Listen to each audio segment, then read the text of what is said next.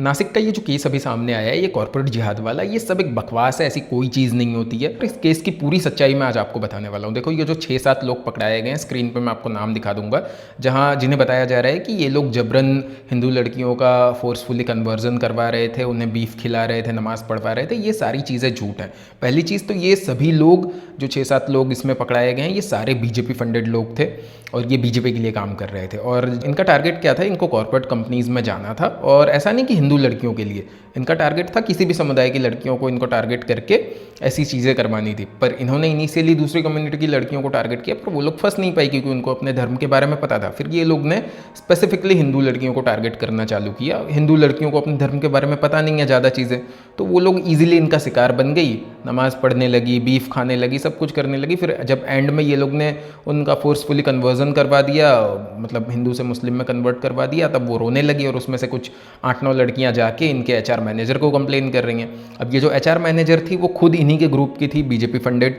वो भी बीजेपी के लिए काम कर रही थी। तो उसने तो भाई साफ साफ क्लियर कर दिया कि तुम लोग को पता नहीं है क्या, तुम पहली बार कॉर्पोरेट में काम कर रही हो, कॉर्पोरेट में तो ये सारी चीज़ें नॉर्मल है। अब ये चीज़ मैं आपको अपने एक्सपीरियंस से बता सकता हूँ, मैं 6-7 साल से काम कर रहा हूँ कॉर्पोरेट में, ये चीज़ बिल्कुल नॉर्मल है कॉर्पोरेट में। इवन जो मेरा KRA और KPI है वो भी ये सेम ही है। मतलब मुझे इस क्वार्टर में 6-7 लोगों का कन्वर्जन करवाना है, उसके बाद फिर मेरा अच्छा खासा अप्रेजल होगा। अगर मैं नहीं करवा पाया तो ये लोग मुझे PIP में डाल के टर्मिनेट करवा देंगे। तो कॉर्पोरेट में ये सारी चीज़ें नॉर्मल है, ऐसा कुछ भी ये नहीं है कि हाँ ये कॉर्पोरेट जिहाद हो गया या लव जिहाद हो गया। ये सारी चीज़ें बकवास है, और ये सब मैं आपको ऐसे मतलब हवा में नहीं बता रहा हूँ। मेरी अभी अभी ध्रुव भाई से बात हुई है, उनकी टीम ने पूरी डिटेल्ड इन्वेस्टिगेशन की है, पूरी रिसर्च की है। ये जो महाराष्ट्र में SIT बैठी है वो क्या रिसर्च करेगी? ध्रुव भाई की टीम इतनी ज़बरदस्त है कि एक दिन में उनकी पूरी रिसर्च सामने आ गई, और ये सारा चीज़ जो ये बीजेपी वाले छुपा रहे थे ना, ये सारी असलियत उनके सामने आ गई है। खुद ही ये लोग बीजेपी वाले मतलब ऐसे आम लोगों को फंड करके कॉर्पोरेट में डालते हैं और बाद में उन्हीं को फंसा के अपना मतलब वाहवाही लूटते हैं कि हमने तो ये कर दिया, हमने तो वो कर दिया। फालतू का हिंदू मुस्लिम हेट फैला रहे हैं ये लोग।